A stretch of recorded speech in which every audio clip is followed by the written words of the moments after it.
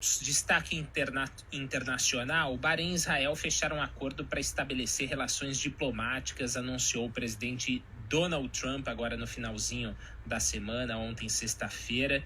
E para falar sobre isso e outras questões relacionadas também ao Oriente Médio, a gente vai conversar com o diretor da instituição Stand With Us Brasil e especialista em assuntos sobre Israel e Oriente Médio, o André Laijit. André, tudo bem? Boa tarde. Pronunciei corretamente seu sobrenome?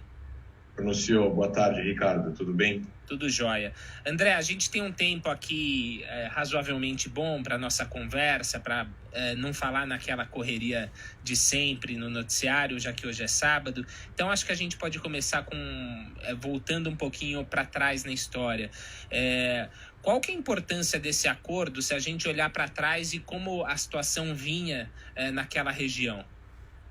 Bom, se a gente olhar para trás, a gente volta, eu acho que para a data mais importante da relação antagônica ao que aconteceu ontem, que é o final da Guerra dos 6 Dias, em 1967, quando Israel conquista 4 territórios numa guerra defensiva do Egito, da Jordânia e da Síria, e um pouco antes da resolução do Conselho de Segurança da ONU, que determinava a saída de Israel dos territórios, ao mesmo tempo também determinava que os países tinham que reconhecer todos os países da região, que implicava que o mundo árabe precisaria reconhecer Israel. Eles fizeram uma conferência, Liga Árabe, em Khartoum, na capital do Sudão, declarando os 3 nãos: não a negociações, não a paz e não ao reconhecimento de Israel. E toda a Liga Árabe, na época, que não continha os países que a gente que são os nossos objetos de estudo hoje, né, o Bahrein e os Emirados Árabes, mas mesmo assim a Liga Árabe jamais retirou essa declaração de forma oficial.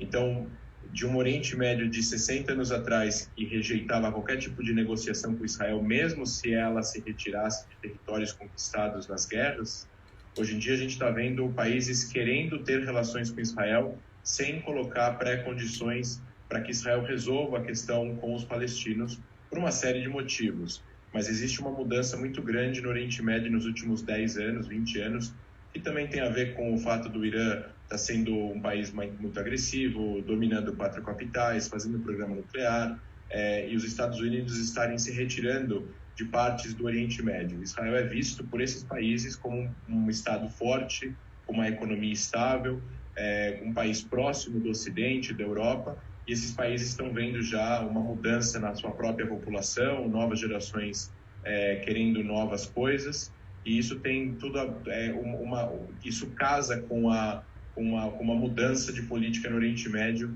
de o inimigo do meu inimigo é o meu amigo. Então, o mundo árabe hoje em dia, principalmente o mundo árabe sunita moderado, nesses países como Oman, como Bahrein, como Kuwait, Arábia Saudita, em relação à sua política externa, digo como moderado, eles veem Israel como um aliado e não mais como um inimigo. André, eu mencionei aqui no começo, na abertura da entrevista com você, que o anúncio foi feito ontem, né, pelo presidente Donald Trump, e a aproximação entre esses 2 países do Oriente Médio ocorre menos de um mês depois de os Emirados Árabes Unidos reconhecerem e normalizarem as relações com Israel, também num acordo costurado aí pelos Estados Unidos. Queria que você falasse um pouquinho sobre o papel dos Estados Unidos em geral, e em particular do presidente Donald Trump na costura desses acordos. E se isso pode se converter, na sua visão, num potencial, em algo que ele possa exibir do ponto de vista eleitoral.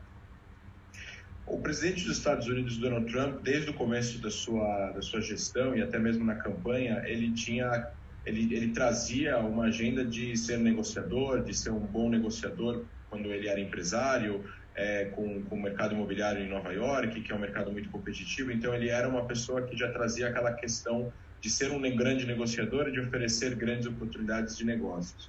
E isso se deu com o fato de eles terem feito uma conferência no Bahrein ano passado, que chamava Conferência de Paz, que eles convidaram todo o Oriente Médio para falar sobre um possível acordo que eles iam oferecer, uma possível proposta que eles iam oferecer para que Israel e os palestinos pudessem chegar num acordo de paz. Lembrando que se Israel e os palestinos chegarem num acordo de paz, na qual Israel poderia garantir a sua segurança de de forma total e os palestinos pudessem contemplar o seu sonho de ter um Estado, de acordo com o Plano Árabe de Paz da Liga Árabe, feito pela Arábia Saudita em 2002 e ratificado no Líbano e depois até mesmo em 2008, todo o mundo árabe e islâmico, que são mais 35 países, ao todo 57, iriam ter relações diplomáticas com Israel.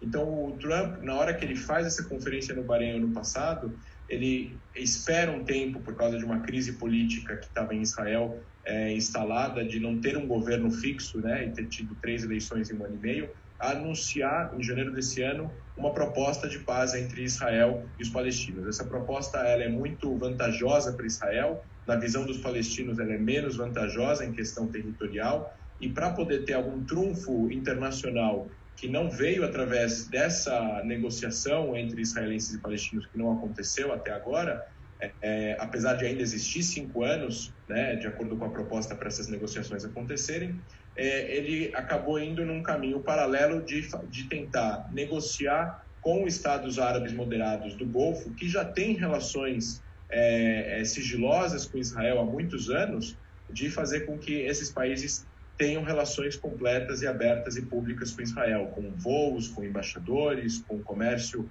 aberto, apesar de Israel já ter relação com a maior parte desses países de forma secreta. Mas ter relações de forma aberta é uma guinada política também, um tanto quanto, não digo arriscada, mas eu digo polêmica dentro do mundo árabe, dentro do mundo islâmico, porque o Bahrein e os Emirados Árabes estão fazendo isso sem que Israel precise dar nada em troca. O que, para os israelenses, isso também é um trunfo político para o governo atual, porque eles estão negociando paz em troca de paz, economia em troca de economia, e não estão cedendo nada além disso.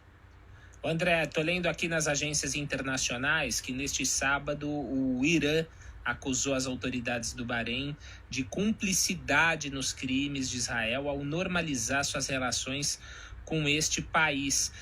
Quem não gostou desse acordo fora o Irã e por quê? Olha, ao ver de uma pessoa que analisa relações internacionais dentro de um país democrático como o Brasil e do mundo democrático, quem não gostou desses acordos são aqueles que mais cometem crimes no Oriente Médio, né? O Irã é um regime religioso totalitário que, inclusive, ontem assassinou, condenou à morte e executou um ativista político que estava preso simplesmente por não concordar com as opiniões do governo. O Irã banca, né, ele financia grupos terroristas que são reconhecidos como grupos terroristas por mais de 50, 60 países no mundo, como o Hezbollah, que no Líbano, o Hamas, que domina a faixa de Gaza, milícias no Paquistão, no Iraque, no Iêmen. E o Irã, assim como esses grupos e os países na qual o Irã é aliado, como a Síria, vão discordar do acordo. Então, quem não concordou com o acordo? A Líbia, que tem um governo fraco, dominado por radicais, depois que o Gaddafi caiu, o Hamas em Gaza, o Hezbollah no Líbano, e o Iêmen, que tem um governo problemático também e tem relação com o próprio Irã também, e isso faz com que o Oriente Médio se divide em 2 blocos. Aqueles que são a favor da paz e da normalização com Israel, e isso não quer dizer que eles abandonaram a causa palestina, mas isso significa que eles estão indo através de uma nova estratégia, né? Dizem que Einstein dizia de que a receita da insanidade é você fazer a mesma coisa sempre e esperar de resultados diferentes. Bom, durante 25 anos ou 30 anos, o mundo árabe tentou fazer com que Israel entendesse que eles só iriam negociar ou ter relações com Israel caso Israel resolvesse a questão palestina. Agora, parece que o paradigma, que a questão é outra. Eles fazendo relações com Israel, tendo amizade com Israel, economia conjunta com Israel, eles vão ter muito mais influência em Israel para fazer com que Israel ajude também aí o próprio governo de Israel a aceitar com os palestinos e a negociarem com os palestinos. Então, o Irã, grupos terroristas e aqueles que são contra as negociações vão condenar esses acordos. E eu quero também dizer uma coisa importante para os ouvintes, que o Irã não é a favor de uma outra resolução. Não é que o Irã é contra essa resolução porque ele é a favor de que primeiro Israel faça um acordo com os palestinos. Para a opinião do governo iraniano, a existência de Israel é ilegal. Então, para os iranianos, nada contemplaria isso. Digo iranianos, eu me refiro ao governo dos ayatollahs no Irã. Para eles, nada contemplaria um acordo entre Israel e os palestinos, porque eles não reconhecem a legitimidade da existência de um Estado judeu naquela região, independentemente do tamanho dele. Ô André, você estuda a fundo aí a situação na região há tanto tempo, né? E o trabalho intelectual, quando você se debruça sobre estudos, informações, aspectos históricos, a base disso é a racionalidade. Mas não tem como a emoção não estar junto disso. Então, quando você olha para a região, vendo gente morrer, gente inocente acabando tendo que pagar pela ação translocada de governantes, né? Muitas vezes ditadores, governantes autoritários. Acho que você olha isso com muita decepção em alguma medida, né? Agora, pensando no futuro um pouco, o que você vislumbra que é necessário ser feito? Quais são as principais medidas aí que podem ser tomadas para que olhar para o Oriente Médio não seja aquela coisa de sempre adjetivá-lo com, sei lá, expressões como barril de pólvora, né? É um eterno barril de pólvora, ou seja, um lugar que está sempre ali na iminência de observar uma guerra, uma atitude mais beligerante e coisa do tipo. O Oriente Médio é um local muito antigo que durante milênios foi dominado por tribos. Tem uma relação tribal entre as pessoas. As tribos dominantes acabaram, em muitos países, dominando o cenário político de Estado, né, de Estado-nação que nós conhecemos hoje em dia. As pessoas precisam entender de que a ideia de país, né, de uma entidade política soberana que tem instituições, população e um território, é uma ideia relativamente nova, tem 250, 300 anos. Só que nós, no Ocidente, achamos que o nosso sistema democrático, e realmente nós acreditamos nisso, é o melhor sistema de governo no mundo. E tentar implicar a força isso em determinadas regiões, sem que essas regiões passem pelo processo de maturação, pode gerar conflitos, e conflitos que vão gerar mortes e, infelizmente, deslocamentos. O Oriente Médio é dominado por ditaduras ou por monarquias totalitárias. Algumas delas são mais liberais, algumas delas são menos liberais, algumas delas são extremamente radicais. O fato é, não existem democracias ali.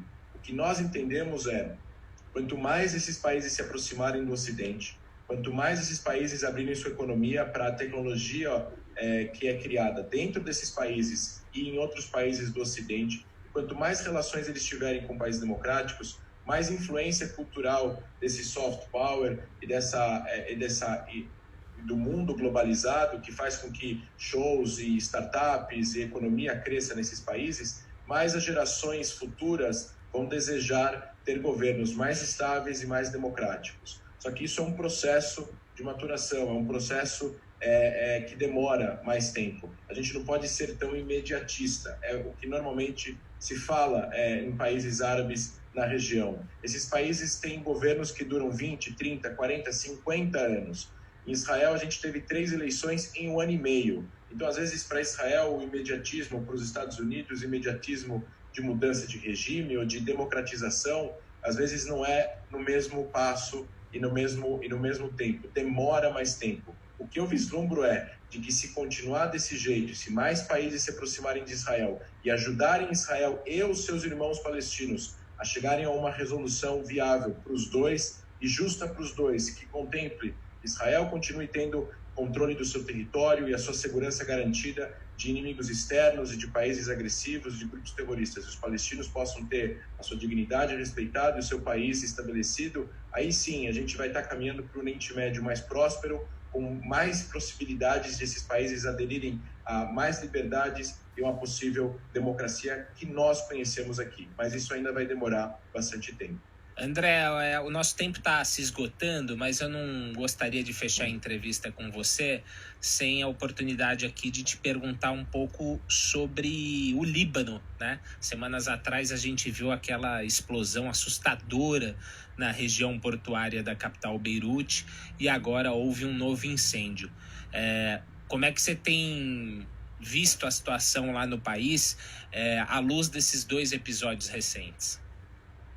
Primeira coisa muito importante é que o presidente Macron visitou a região duas vezes em menos de 30 dias, depois, quando aconteceu o acidente, depois de algumas semanas. E ele disse, ou vocês mudam ou vocês vão ter sanções econômicas. A questão é muito importante. O Líbano é o único país árabe que não é uma ditadura. Ele é uma democracia não funcional, tem vários problemas, essas divisões sectárias, mas ao mesmo tempo não é uma ditadura de uma família, de um monarca ou de um militar. Esse incêndio que aconteceu exatamente nessa região mesmo, no porto onde tinha sido a explosão, provavelmente são resquícios aí de material químico ou até mesmo fluido de armas do Hezbollah que estavam lá guardadas. Todo mundo sabe, né, que pesquisa esse tema a fundo, de que quem domina o porto de Beirute, ou quem administra ele, ou administrava, agora que ele deve estar sem uma administração própria, é o genro do secretário-geral do grupo terrorista Hezbollah, Hassan Nasrallah. Então, é muito difícil de acreditar de que o Hezbollah não tenha nenhum envolvimento com o que aconteceu no mês passado, infelizmente, em Beirute. Então, vai haver mudanças. Quais mudanças a gente ainda vai ter que ver? O que esse governo de transição vai fazer? Como vão ser as eleições? E que tipo de reformas esse governo vai propor para os anseios da população que estão cansadas de ter esse sistema sectário de que o presidente precisa ser cristão, o primeiro-ministro precisa ser muçulmano sunita, o chefe do parlamento precisa ser xiita e tudo mais. E essa divisão de obrigatoriedade sectária faz com que os governos mudem, mas o sistema continua o mesmo, a corrupção continua o mesmo, o conservadorismo governamental continua o mesmo, e você acaba perdendo força para poder governar, porque você precisa agradar vários lados ao mesmo tempo. No final das contas, até mesmo numa cidade que no sul do Líbano, que seria a capital do sul do Líbano, dos xiitas, teve vários protestos a respeito, em relação ao poder do Hezbollah, a influência do Hezbollah e a irresponsabilidade do Hezbollah em relação ao que aconteceu no Líbano no mês passado. Então está havendo mudanças, os libaneses estão protestando e vão acabar exigindo mais cedo ou mais tarde mudanças mais firmes e de longo prazo para o país, mas a gente ainda tem que esperar para ver o que esse governo de transição vai fazer em relação a essas exigências. Perfeito. A gente ouviu aqui no Pan News o André Lajet, diretor da instituição Stand With Us Brasil e especialista em assuntos sobre Israel e Oriente Médio. André, muito obrigado pela entrevista, um bom sábado, obrigado pelos esclarecimentos. Obrigado a vocês, bom sábado aos ouvintes.